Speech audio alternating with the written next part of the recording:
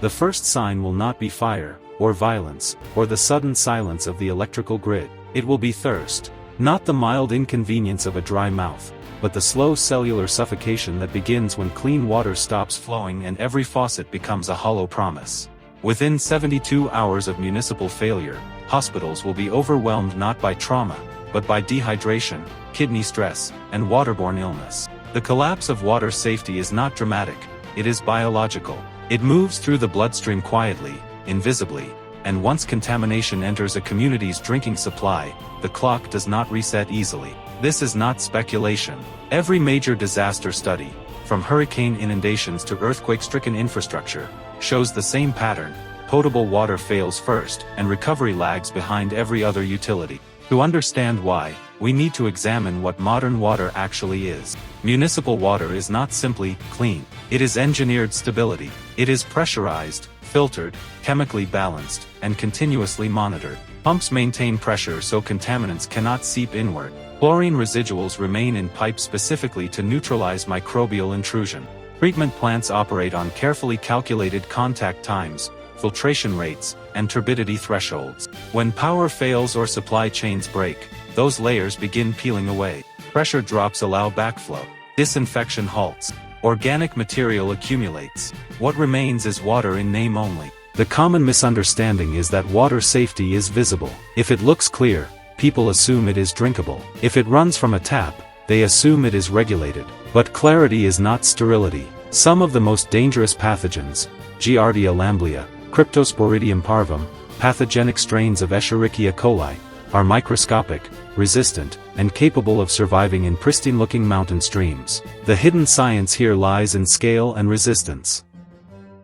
Cryptosporidium oocysts, for example, can survive standard chlorination levels. They require either extended boiling or fine filtration below 1 micron. Most improvised systems do not achieve this threshold. When infrastructure collapses, the safety margin disappears. Evidence from post-disaster field data is unambiguous. After the 1993 Milwaukee water crisis, over 400,000 people became ill due to Cryptosporidium contamination that bypassed municipal filtration. Following Hurricane Katrina, compromised water systems allowed bacterial growth in distribution lines despite emergency chlorination efforts. In earthquake zones, fractured pipes introduce soil bacteria directly into drinking water. The implication is clear. Once centralized treatment falters, individuals must replicate, in simplified form, the core barriers of industrial purification, sedimentation, filtration, and disinfection, using limited tools and incomplete information. The survival implications are stark. An adult requires approximately 2 to 3 liters of potable water per day for minimal physiological stability, more in heat or exertion. Without it, cognitive decline begins within 24 hours.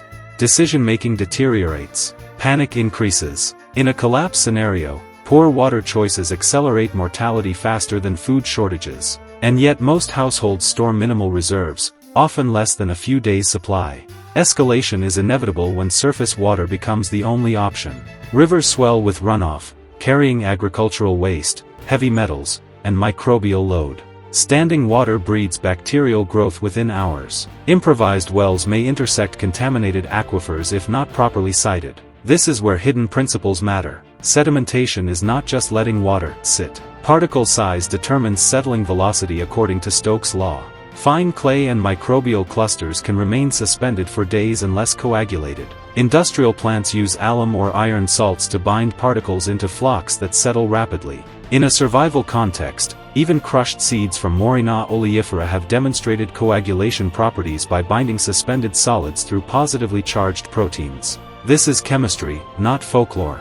Reducing turbidity before disinfection is critical because suspended particles shield microorganisms from heat and chlorine exposure. The clearer the water, the more effective the kill step.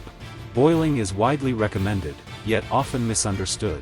Water must reach a rolling boil to ensure temperature sufficient to denature microbial proteins. At sea level, this means 100 degrees Celsius. At higher elevations, boiling point decreases, requiring longer exposure to compensate for reduced thermal energy. The hidden science is not the bubbles, it is the sustained thermal disruption of pathogen structure.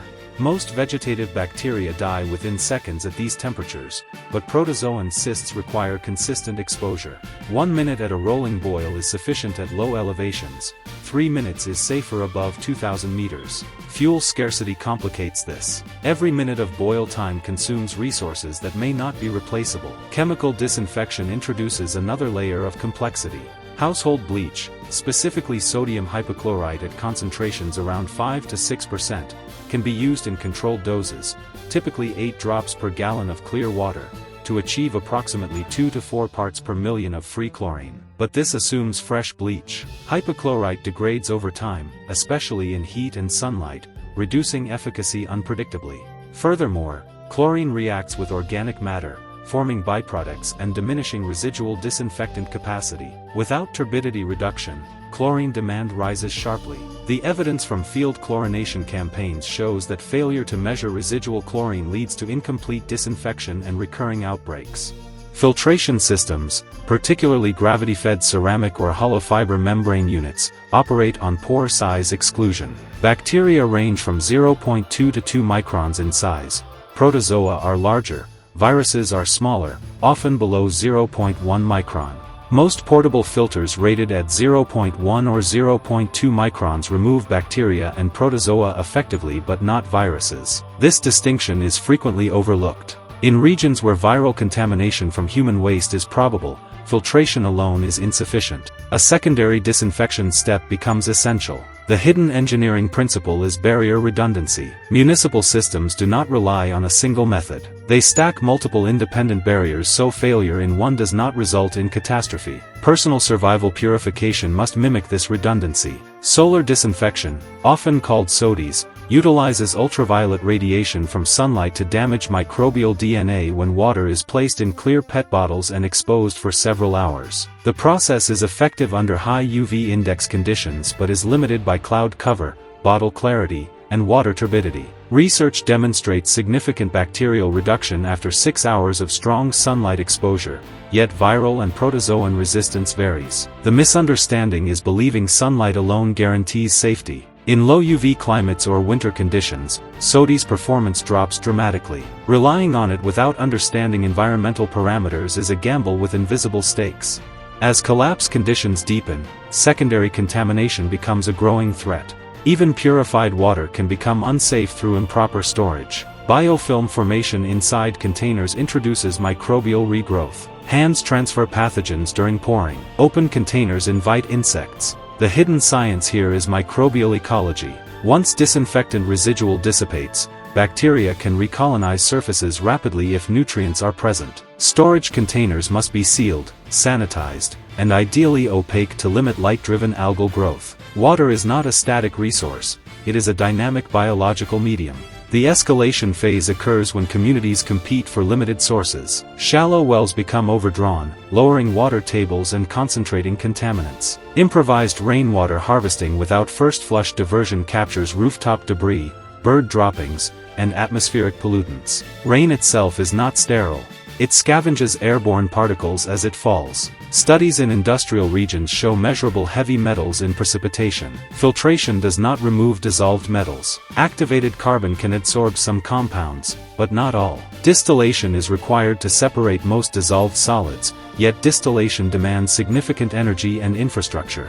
Distillation operates on phase change. Water vapor rises, leaving most contaminants behind, then condenses into a separate container. It effectively removes bacteria, viruses, protozoa, and heavy metals, but volatile organic compounds with similar boiling points can carry over if not vented properly. In a survival scenario, constructing an efficient distillation apparatus without contaminating condensate requires meticulous sealing and clean collection surfaces. Improvised setups often reintroduce contaminants during condensation. The principle is simple, the execution is delicate. At this point, the pattern becomes clear. Every purification method addresses specific threats, but none is universal in isolation. The misunderstanding that one tool solves all problems is dangerous. The hidden science demands layered defense. Settling to reduce turbidity, filtration to remove larger pathogens, disinfection to neutralize remaining microbes, careful storage to prevent regrowth. Evidence from emergency response manuals across multiple countries converges on this multi-barrier model because single-point failure is statistically inevitable.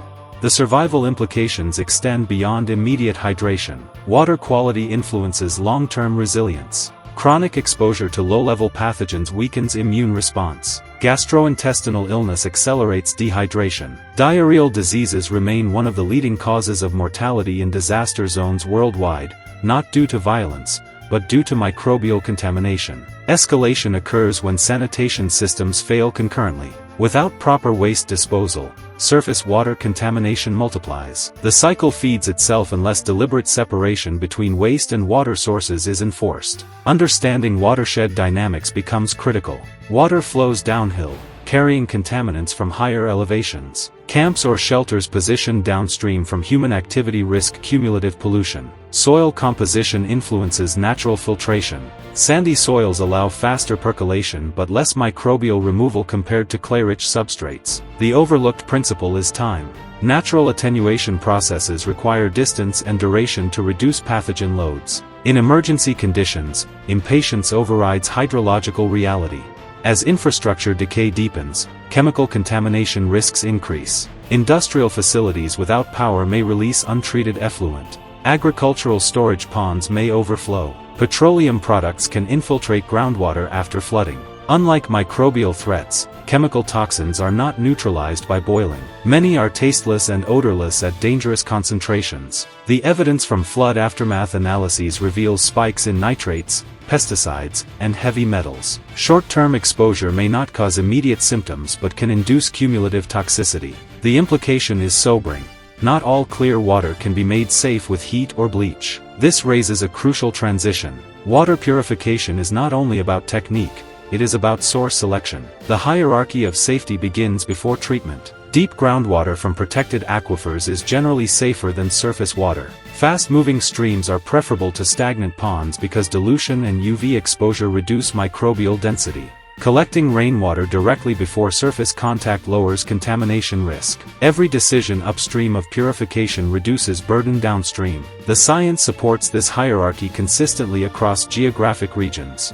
Yet even with optimal source choice, vigilance must remain constant. Microbial populations double rapidly under favorable conditions. Temperature, nutrient availability, and stagnation accelerate growth. Containers exposed to sunlight can warm water into bacterial growth ranges within hours. The hidden ecological truth is that microorganisms exploit every lapse. Collapse does not create new pathogens, it removes the systems that kept them controlled. As we move deeper into this investigation, the urgency intensifies. Thirst drives risk-taking behavior. People drink untreated water when desperation overrides caution. Short-term relief masks long-term consequences. The progression from mild gastrointestinal discomfort to severe dehydration can be swift, especially in children and the elderly. Electrolyte imbalance disrupts cardiac rhythm and neurological function. In environments without medical support, preventable waterborne illness becomes lethal. The transition ahead demands precision. We must dissect advanced field expedient purification designs, quantify their limits, and expose common improvisations that fail under microbial scrutiny. The difference between survival and system collapse often rests on microns, minutes, and milligrams. The margin is thinner than most imagine.